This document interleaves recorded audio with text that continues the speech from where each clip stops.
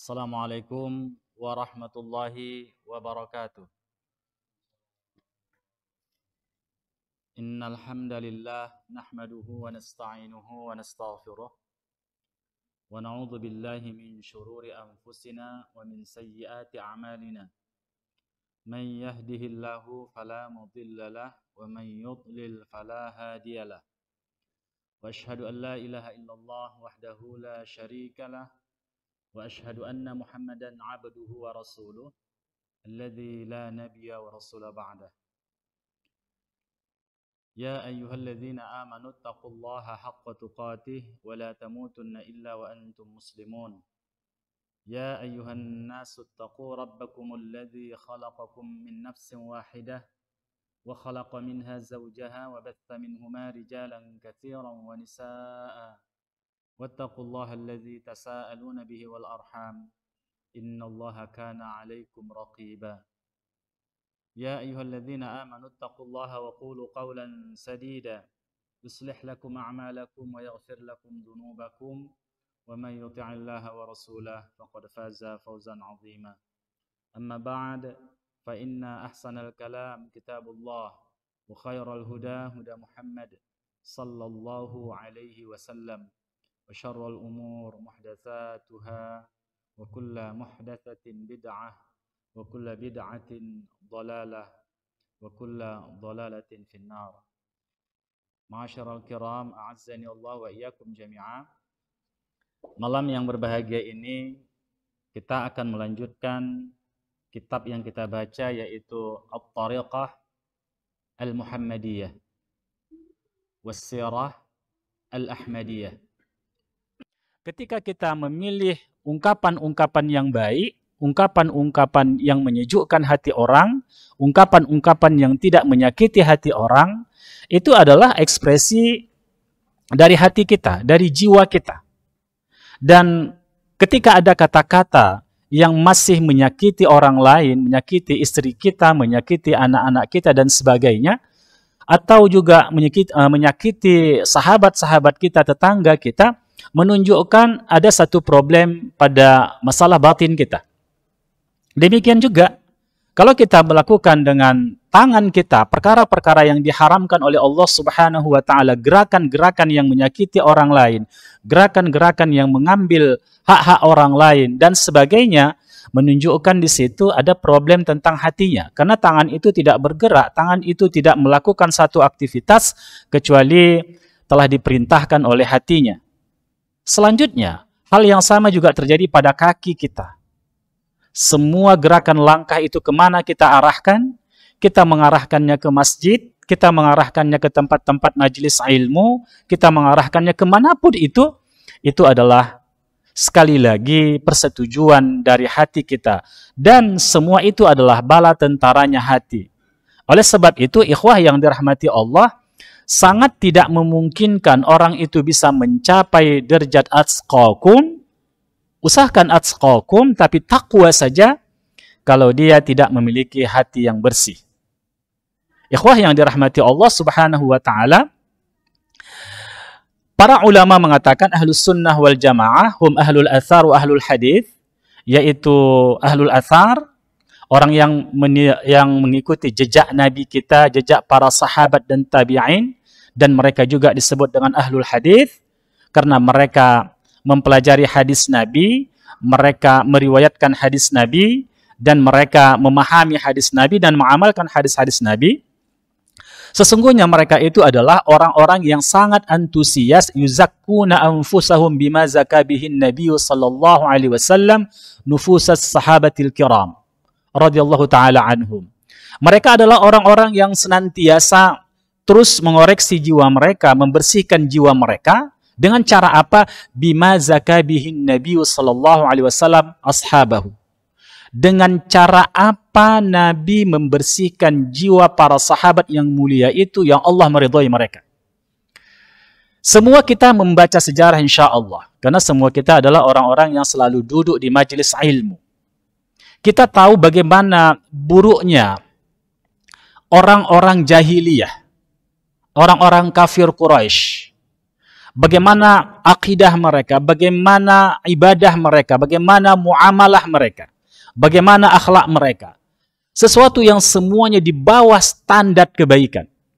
Kecuali dalam beberapa hal. Semua dalam standar di bawah kebaikan. Artinya, mereka adalah orang-orang yang melakukan keburukan-keburukan di muka bumi ini dari segala dimensi kehidupan. Dari semua dimensi kehidupan. Tetapi coba lihat. Terapi yang diberikan oleh syariat ini. Orang seperti Umar ibnul Khattab misalnya. Orang seperti beliau.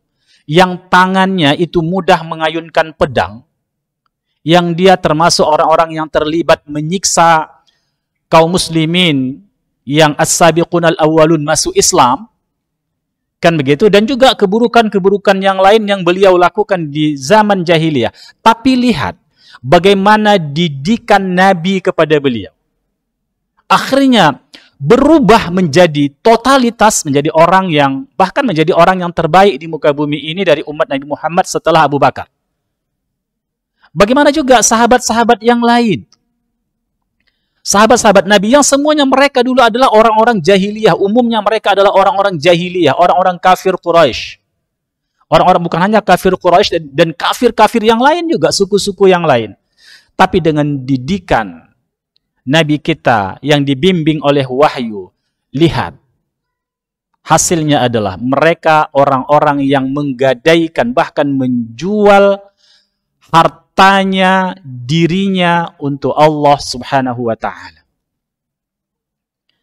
Ini sebuah prototipe ideal, sebuah metode yang tidak bisa dibantah oleh dunia, bahwa metode yang dilakukan oleh Nabi, yang dibimbing wahyu itu berhasil mengangkat manusia dari lembah yang hina kepada puncak yang tertinggi. Pada urwah yang tertinggi, puncak yang sangat tinggi sekali. Itu metodenya. Oleh sebab itu kita akan mengkomparasikannya, memukoronahkannya, membandingkannya dengan metode-metode yang dilakukan oleh orang-orang yang tidak mengikut metode Nabi dalam tazkiyatun nufus. Kita akan mencoba nanti mengkomparasikannya kalau kita punya waktu untuk bisa sampai kepada pembahasan itu. Ikhwah yang dirahmati Allah subhanahu wa ta'ala, sebuah kesadaran, dan saya yakin logika orang yang objektif tidak akan mampu untuk membantah ini, bahwasanya ikhwah yang dirahmati Allah, agama ini adalah agama yang sudah sempurna. Karena Allah subhanahu wa ta'ala berfirman dalam Al-Quran, Al-yawma akmaltu lakum dinakum wa atmamtu alaikum ni'mati wa raditu lakumul islam dina. Pada hari ini, kata Allah, telah aku sempurnakan bagi kamu agama. Telah aku cukupkan bagi kamu nikmatku, aku ridhai Islam itu sebagai din kamu. Sebagai ikutan kamu, sebagai way of life-nya kamu, sebagai sebuah sistem kehidupan kamu. Telah aku ridhai itu, kata Allah subhanahu wa ta'ala. Dan ayat ini adalah ayat terakhir yang berhubungan dengan syariah. Ayat terakhir yang diturunkan oleh Allah subhanahu wa ta'ala ketika haji wada. Untuk menyempurnakan syariat yang dibawa oleh Rasulullah. Dengan demikian tidak ada syariat lagi setelah ini. Dalam konteks wahyu. Dalam konteks wahyu matslu. Adapun syariat yang muncul dari penjelasan wahyu ini tentu ada. Karena Nabi kita masih hidup. Dalam beberapa waktu. Dan kita tahu perilaku Nabi, perkataan Nabi, perbuatan Nabi, dan takrir Nabi itu kan menjelaskan ayat yang matslu itu. Maka dia disebut dengan wahyu ghairu matslu. Baik ikhwah, itu yang pertama. Yang kedua adalah, apakah masuk dalam logika kecerdasan kita? Kalau Allah sudah mengajarkan bagi kita, atau kalau Nabi sudah menjelaskan bagi kita, bagaimana cara masuk ke dalam WC, kaki apa yang harus dilangkahkan, apa yang harus dibaca sebelum masuk ke dalam mirhat itu, ke dalam kamar mandi itu, apa yang harus dibaca, diajarkan oleh Nabi kita. Yang mungkin sebagian orang itu menganggap sepele. Karena tidak ada konsekuensi halal haramnya. Kan begitu? Tetapi diajarkan oleh Nabi kita, kemana kita berbaring ketika mau tidur diajarkan. Apa yang mau kita baca ketika mau tidur diajarkan oleh Nabi kita kepada kita. Bisa saja orang menganggap itu perkara-perkara remeh-temeh. Tetapi kalau itu yang diajarkan, apakah mungkin Nabi tidak mengajarkan cara kita membersihkan jiwa kita? Sebab tadi tidak ada konsekuensi neraka dan surga. Secara pasti. Karena tidak berhubungan dengan halal dan haram.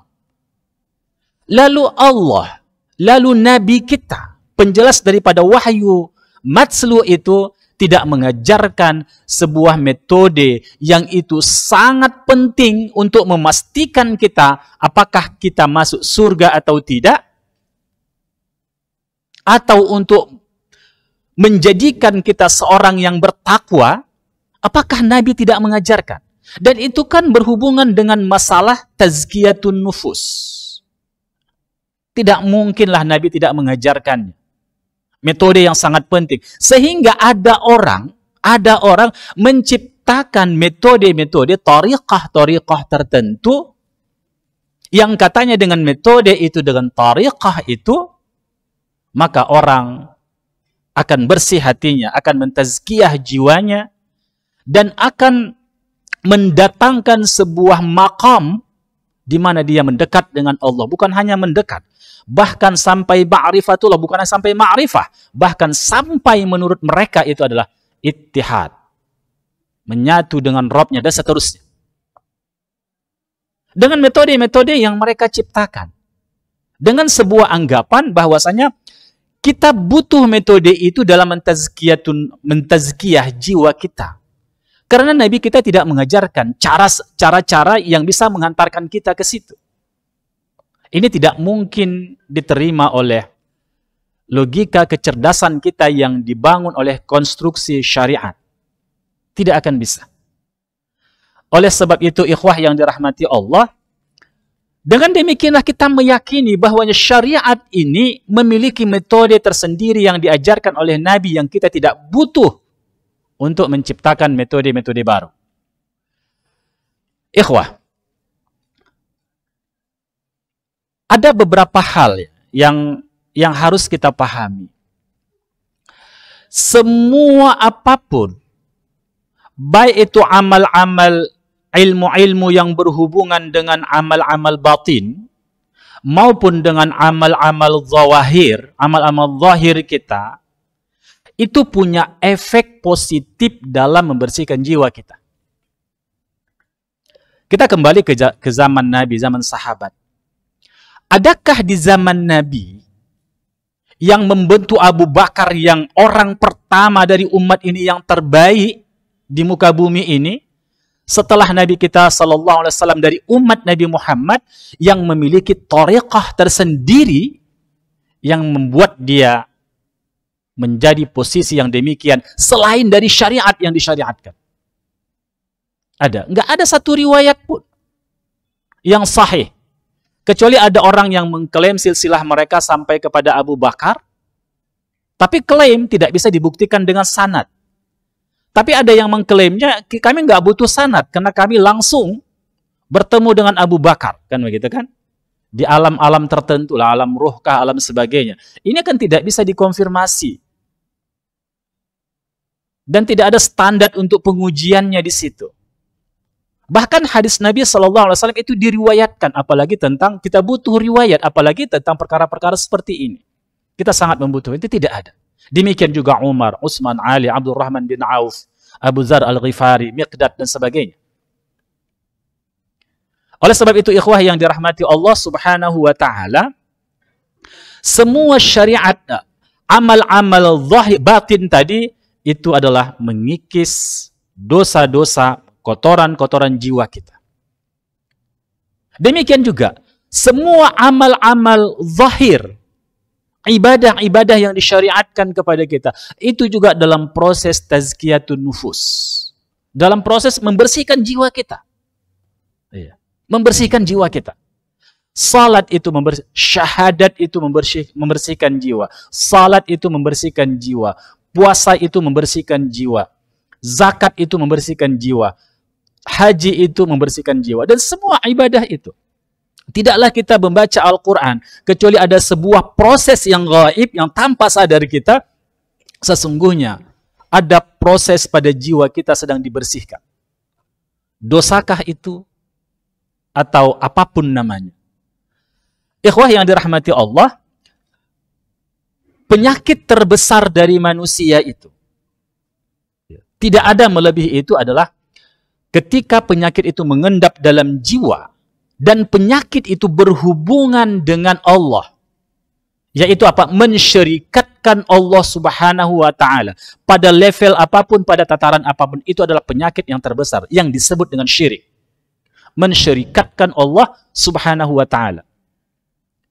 Dengan demikian ikhwah, ketika orang menyimpan keyakinan-keyakinan kesyirikan, apakah itu pada rububiyah Allah, yaitu Allah yang menciptakan semesta ini, Allah yang mengatur semesta ini, dan Allah yang mengendalikan semesta ini, dan Allah pemilik semesta ini, kan itu pada tauhid rububiyah itu, kalau ada kesyirikan seseorang dalam hal ini, maka sesungguhnya dia sedang memiliki penyakit di dalam batinnya.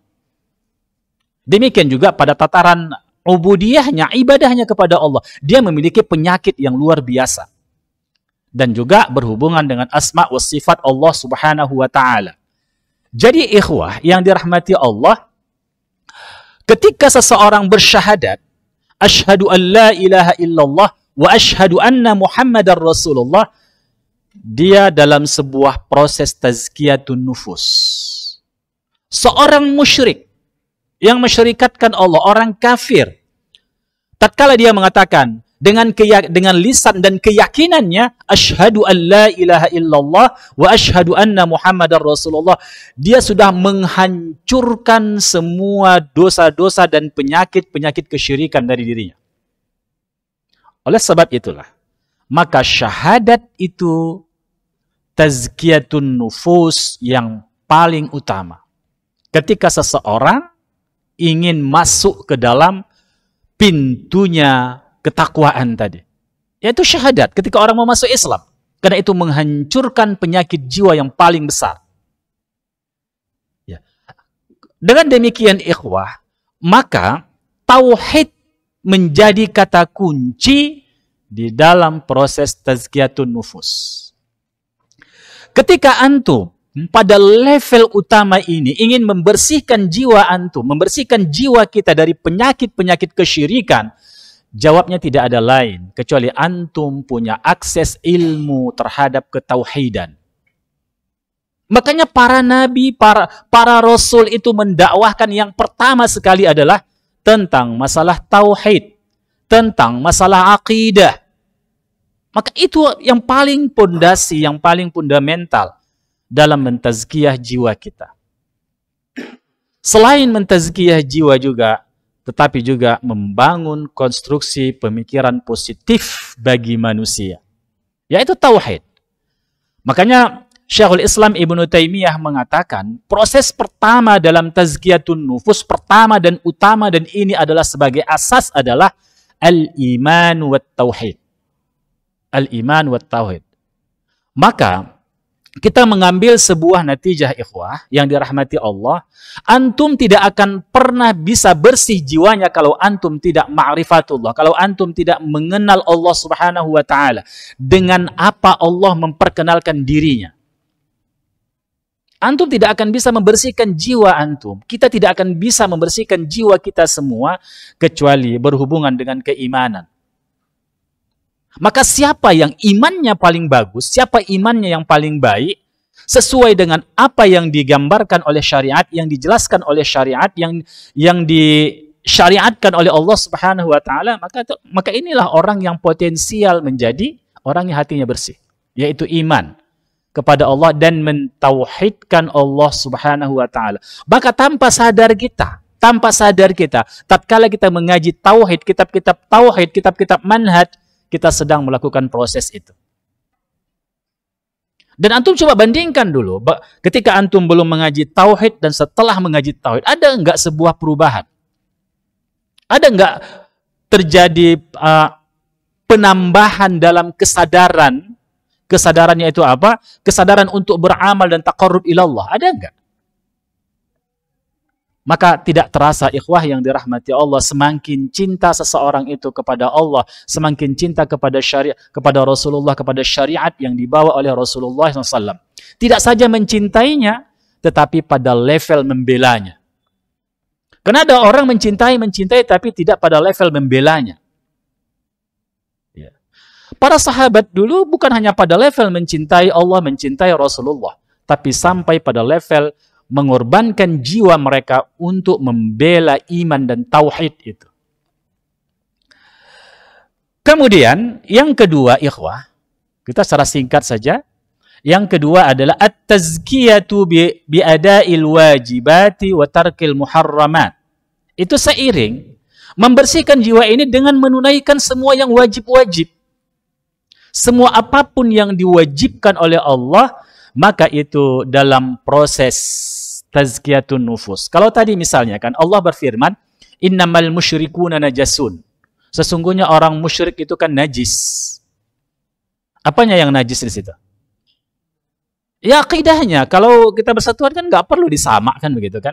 Tapi akidahnya najis. Artinya apa? Kemusyrikan itu adalah sebuah kekotoran. Itu tadi pada level tauhid. Kemudian pada level ibadah. Ikhwah yang dirahmati Allah Subhanahu wa taala, yang kedua adalah semua perkara-perkara yang diwajibkan itu adalah tazkiyatun nufus. Wa hadhihi tazkiyatun wajibatun ba'da tazkiyati bit tauhid. Yaitu apa? Bi fi'lil wajibati wa tarkil muharramat, itu dengan dengan melakukan semua kewajiban yang Allah syariatkan kepada kita dan meninggalkan semua yang diharamkan oleh Allah dan Rasulnya, itu adalah tazkiyatun fi nafsina bit tauhid, ba'da tauhid, yaitu membersihkan jiwa kita setelah tauhid. Wa aula ma yataqarrabu bihi al-'abdu ila rabbih ba'da tauhidillahi 'azza wa jalla ada al-fara'id wajtinabal muharramat.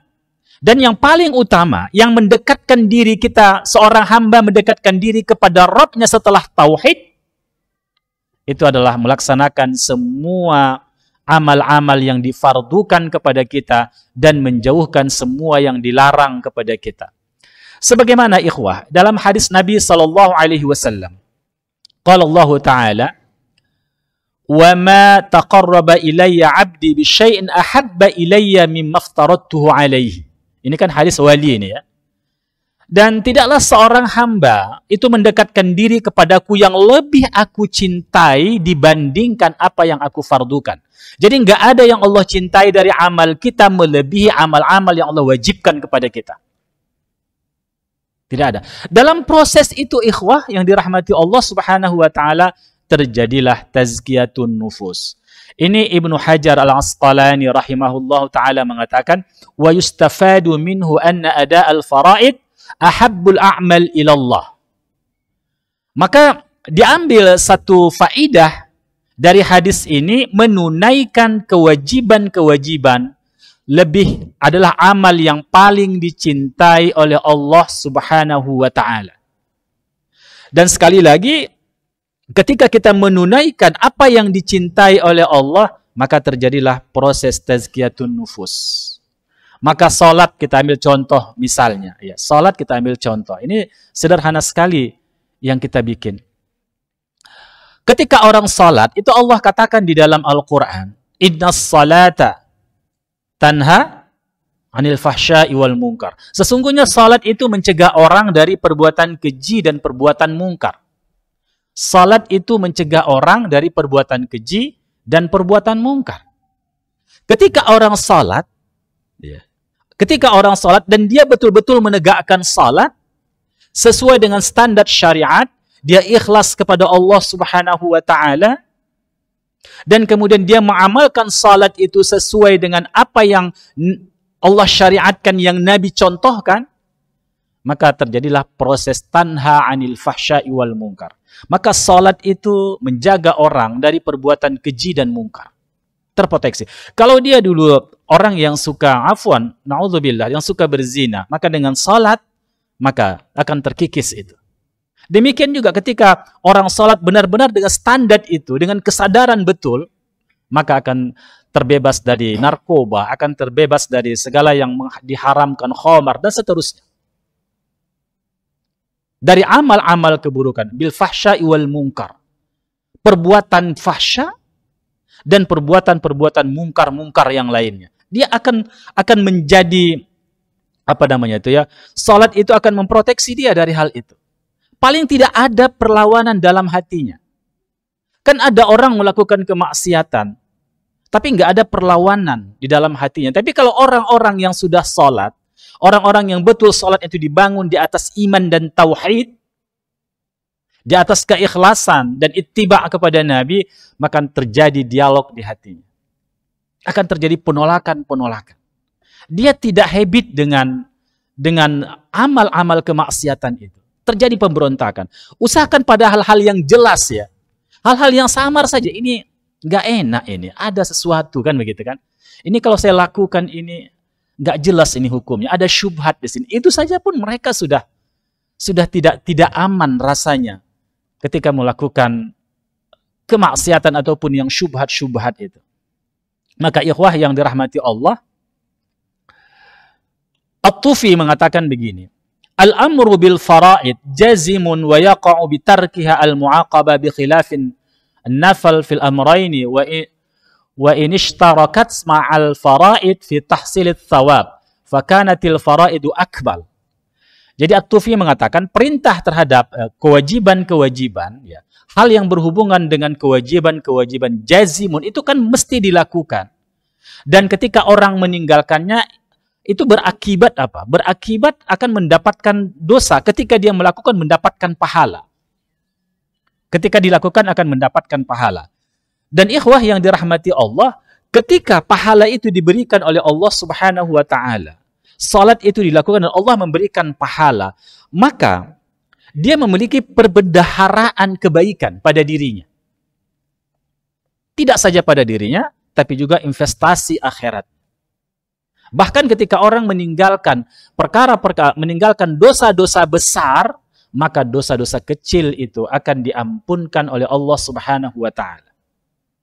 Jadi ibadah-ibadah salat itu akan memproteksi mereka dari perbuatan dosa. Demikian juga ketika mereka misalnya puasa, apakah itu puasa Ramadan misalnya, maka dalam puasa Ramadan itu terjadi proses tazkiyatun nufus. Itu menggugurkan dosa-dosa mereka. Itu akan menggugurkan dosa-dosa mereka. Apalagi ini sebentar lagi Ramadan. Banyak amal-amal yang dilakukan di situ. Ada qiyamul lail. Man qama Ramadan imanan wahtisaban ghufira lahu ma taqaddama min dzambih. Coba antum bayangkan itu. Siapa yang menegakkan, siapa yang qiyamul lail pada malam Ramadan? Ya kan? Man qama imanan wahtisaban, dengan iman dan perhitungan, artinya apa? Dia menghisap dirinya. Dia membutuhkan pertolongan Allah, pahala dari Allah, kemurahan Allah di hari akhirat. Ya. Ghufira lahu ma taqaddama min dzambi, maka Allah ampunkan semua dosa dia yang terdahulu.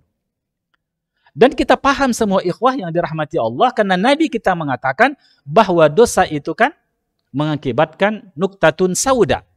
Nuktah sauda. Bintik hitam di hati kita. Ketika orang melakukan ibadah-ibadah siyam dan iqamatur Ramadan, maka dosa itu dihapuskan oleh Allah. Artinya, jiwanya itu dikikis dari dosa-dosa, hatinya itu dihilangkan dari nuktatun sauda tadi. Maka dia mudah untuk mendapatkan hidayah Allah, mudah mendapatkan cahaya. Demikian juga ikhwah yang dirahmati Allah, pada amal-amal zakat, khudz min amwalihim tutahhiruhum wa tuzakkihim biha. Maka ambil zakat dari mereka sebagai sedekah, sebagai zakat untuk mereka. Itu akan membersihkan jiwa mereka. Wa tuzakkihim biha. Yang mentazkiyah jiwa mereka. Dan karena itu ikhwah, sekali lagi, antum tidak butuh sebuah proses-proses tertentu yang antum ciptakan sendiri dengan zikir sendiri, yang tidak mencontoh Rasul dengan kaifiat-kaifiat sendiri, dengan raqas, dengan tarian, dengan rebana dan sebagainya dalam proses tazkiyatun nufus yang menginginkan kefanaan dengan berputar-putar misalnya dan seterusnya. Antum tidak butuh itu untuk mentazkiyah diri antum. Cukup dengan proses syariat itu dijalankan dengan sesuai standarnya, ikhlas dan ittiba kepada Nabi. Demikian juga yang ketiga, at-tazkiyah bin nawafil. Itu membersihkan jiwa manusia itu dengan amal-amal sunnah. Dan Allah katakan begini dalam hadis qudsi, ya, sebagaimana sabda Nabi kita SAW, "Wala yazalu 'abdi yataqarrabu ilayya bin nawafil hatta uhibbah." Dan senantiasa seorang hamba ketika dia mendekatkan diri kepada Allah dengan amal-amal nawafil, dengan amal-amal sunat, akhirnya Allah mencintainya. Jadi Allah mencintainya. Ketika Allah mencintainya, maka pendengarannya adalah dalam bimbingan Allah, penglihatannya dalam bimbingan Allah, tangannya dalam bimbingan Allah, kakinya dalam bimbingan Allah Subhanahu wa taala. Inilah sebuah proses dalam tazkiyatun nufus sebagaimana dikatakan oleh Al-Hafidz, ya, Ibnu Hajar tentang masalah ini. Annal faraid ahabbal ibadatil mutaqarribu biha ila Allah. Fa kaifa la tantajil mahabbah? Ya. Jadi bahwasanya yang fardu-fardu tadi ibadah yang lebih dicintai Allah. Kemudian yang nawafil itu adalah, yang fardu tadi ada amal yang paling dicintai Allah. Tapi ketika mereka menambah dengan amal-amal nawafil, mereka tidak saja melakukan amal yang dicintai Allah, namun Allah akan mencintai mereka. Dikatakan oleh Ibnu Hajar Al-Asqalani dan juga para ulama seperti Al-Fakihani, Ibnu Hubairah, dan beberapa ulama-ulama yang lain. Baik ikhwah yang dirahmati Allah Subhanahu wa taala, nawafil itu kan banyak sekali. Makanya kita ditaburi dengan zikir-zikir tertentu. Ada zikir pagi, ada zikir petang, ada zikir ba'da salat, ada zikir mau tidur, ada zikir-zikir. Itu semua ikhwah adalah sebuah proses tazkiyatun nufus. Maka antum tak perlu untuk menetapkan 1000 zikir, 2000 zikir, 3000 zikir untuk tazkiyatun nufus. Antum cukup amalkan sunnah-sunnah Nabi tentang zikir. Bagaimana ketika antum salat, apa zikirnya? Ikuti Nabi. Ketika Nabi selesai salat, dia mengucapkan astaghfirullah, astaghfirullah, astaghfirullah. Maka ikuti format Nabi itu. Akan terjadi proses tazkiyatun nufus. Setelah itu baca Allahumma antas salam wa minkas salam tabarak tayazal jalali wal ikram. Baru baca la ilaha illallah wahdahu la syarikalah lahul mulku wa lahul hamdu wa huwa ala kulli syai'in qadir. Baca seperti itu. Baca tasbih, baca tahmid, baca takbir 99 kali. Baru tutup dengan la ilaha illallah wahdahu la syarikalah lahul mulku wa lahul hamdu wa huwa ala kulli syai'in qadir. Setelah itu baca ayatul kursi, baca qul huwallah, baca qul a'udzu birabbil falaq, baca qul a'udzu birabbin nas. Setelah itu baca kembali la ilaha illallah wahdahu la syarikalah lahul mulku wa lahul hamdu. Tambahkan yuhyi wa yumitu wa huwa ala kulli syai'in qadir 10 kali.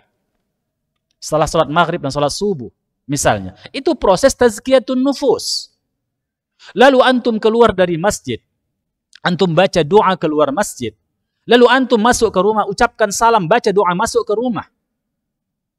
Lalu antum nanti mungkin ke kamar mandi, baca zikir ke kamar mandi.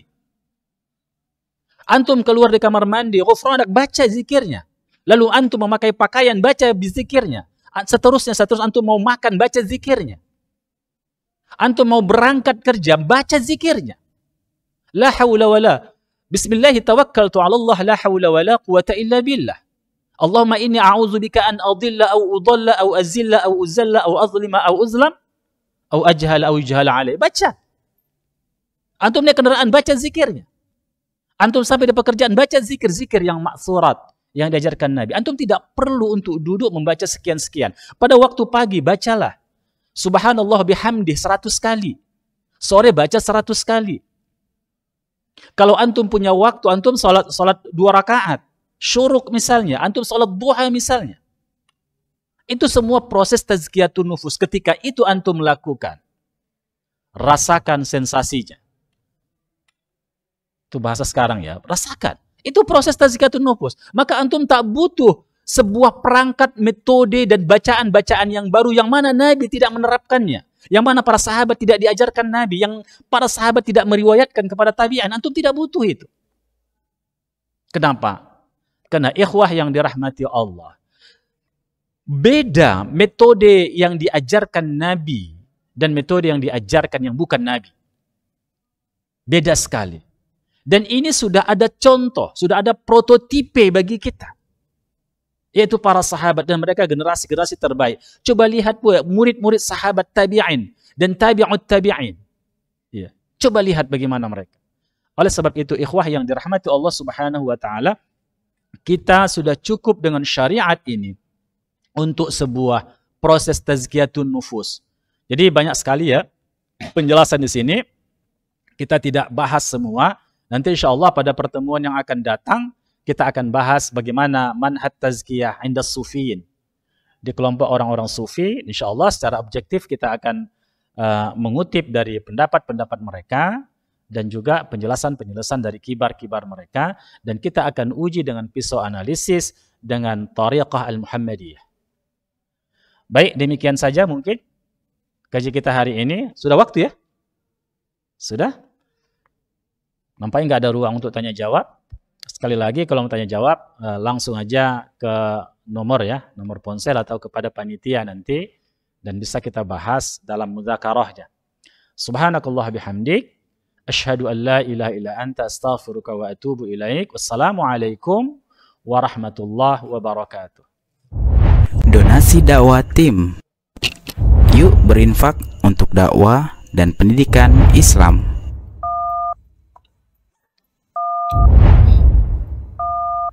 Barakallahu fikum.